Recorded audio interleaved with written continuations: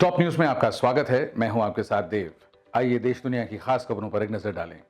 Lockdown की वजह से दिल्ली सरकार का खजाना लगभग खाली हो चुका है। खुलने के बाद भी अचानक से आर्थिक गतिविधियां पूरी तरह शुरू नहीं हो सकेंगी।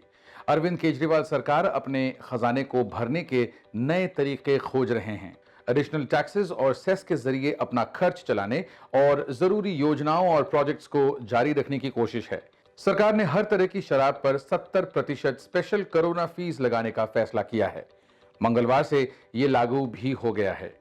साथ ही पेट्रोल पर वैल्यू एडेड टैक्स यानी वैट 27% से बढ़ाकर 30% कर दिया गया है। डीजल पर वैट के लगभग दोगुनी बढ़ोतरी हो गई है। दिल्ली में डीजल पर वैट अब 16.75% के बजाय 30% होगा। केजरीवाल सरकार के इस कदम से पेट्रोल के दाम ₹1.67 और डीजल के दाम ₹7.10 बढ़ जाएंगे। दिल्ली सरकार के बजट 2020-21 में जीएसटी और वैट, एक्साइज, स्टैंप ड्यूटी और रजिस्ट्रेशन टैक्स के जरिए 44,100 करोड़ रुपए रेवेन्यू मिलने का अनुमान लगाया है, मगर अब तक सिर्फ 350 करोड़ रुपए ही आए हैं, जो कि अप्रैल 2019 में उसकी कमाई का 10% भी नहीं है। दिल्ली सरकार के एक अधिकारी ने कहा कि वो इस तिमाही में कमाई बढ़ते नहीं देख रहे हैं। अगली तिमाही का रेवेन्यू कलेक्शन भी बेहद फीका रह सकता है। दिल्ली सरकार के सूत्रों ने बताया कि अगर ऐसे ही हालात रहते हैं तो जल्द ही कर्मचारियों की सैलरी देने का पैसा भी नहीं रहेगा। सरकार हर महीने 750 करोड़ रुपए सैलरी के रूप में कर्मचारियों को देती है। इसके अलावा कॉन्ट्रैक्ट पर रखे गए कर्मचारियों को सैलरी देने में 200 करोड़ रुपए खर्च होते हैं। 300 करोड़ रुपए अन्य खर्च हैं। सरकार को अपनी बेसिक मशीनरी चलाने के लिए हर महीने कम से कम 1,100 से 1,200 करोड़ रुपयों की जरूरत होती है। जैसे भी हालात हैं, उसमें दिल्ली सरकार अगले 2 महीने का खर्च चला सकती है। उसके पास पिछले साल के सरप्लस के 4,300 करोड़ रुपए हैं। हालांकि ये रकम वित्त वर्ष की पहली तिमाही तक ही चलेगी। दिल्ली सरकार हर साल पहले महीने की सैलरी सरप्लस से ही देती है। अब उसे जल्द ही रेवेन्यू जनरेशन के इंतजाम करने होंगे, नहीं तो माली हालत बदतर होती रहेगी। यही वजह है कि टैक्स के जरिए कमाई का दायरा बढ़ाया जा रहा है। हंदवाड़ा एनकाउंटर के बाद भारतीय सेना की राष्ट्रीय राइफल्स के कर्नल गगनदीप सिंह को नया कमांडिंग ऑफिसर नियुक्त किया गया है। जांबाज कर्नल आशुतोष शर्मा की शहादत के बाद 6 अन्य अफसरों के बीच उन्हें यह ओहदा दिया गया। शनिवार को जम्मू कश्मीर के हंदवाड़ा में हुए एनकाउंटर में कर्नल आशुतोष, मेजर अनुज सूद समेत राष्ट्रीय राइफल्स के 4 जवानों ने आतंकियों से मोर्चा लेते हुए सर्वोच्च बलिदान दिया था। सेना के एक अधिकारी ने बताया, सेना में जोश और समर्पण की कोई कमी नहीं है। कुछ साल पहले कर्नल गगनदीप ने राष्ट्रीय राइफल्स का नेतृत्व किया था। दिल्ली में आर्मी हेडक्वार्टर्स में उन्हें प्रतिष्ठित पद पर जिम्मेदारी मिली हुई थी। अब उन्हें हंदवाड़ा कुपवाड़ा इलाके में नई जिम्मेदारी सौंपी गई है।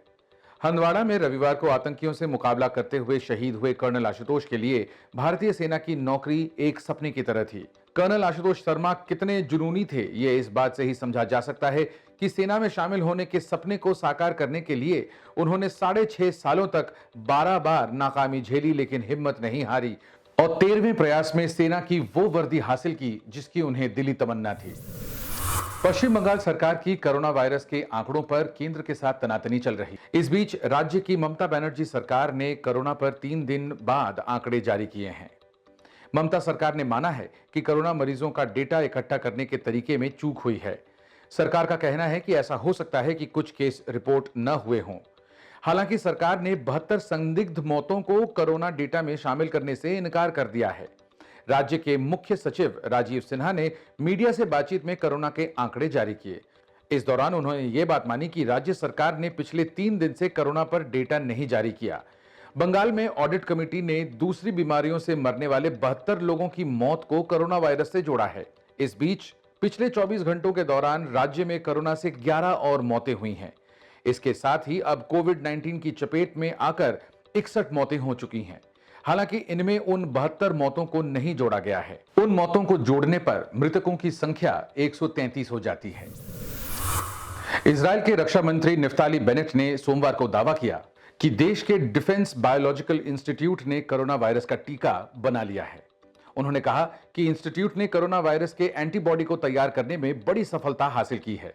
रक्षा मंत्री बेनेट ने बताया कि कोरोना वायरस वैक्सीन के विकास का चरण अब पूरा हो गया है और शोधकर्ता इसके पेटेंट और व्यापक पैमाने पर उत्पादन के लिए तैयारी कर रहे हैं। रक्षा मंत्री के मुताबिक यह एंटीबॉडी मोनोक्लोनल तरीके से कोरोना वायरस पर हमला करती है और बीमार लोगों के शरीर के अंदर ही कोरोना वायरस का खात्मा कर देती है।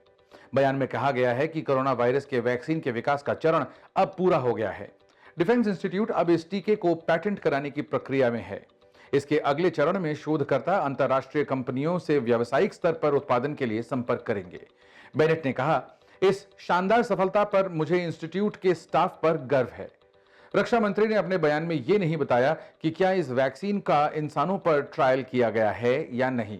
बेनेट ने अपने बयान में कहा कि इजरायल अब अपने नागरिकों के स्वास्थ्य और अर्थव्यवस्था को फिर से खोलने की प्रक्रिया में संतुलन बनाने की कोशिश कर रहा है। इजरायल के रक्षा मंत्री का यह दावा अगर सही है, कोरोना से करा रही दुनिया के लिए उम्मीद की किरण खुल जाएगी। ऐसी और भी ताजा तरीन खबरों के लिए नवभारत टाइम्स के फेसबुक पेज को लाइक करें और यूट्यूब चैनल को सब्सक्राइब करें।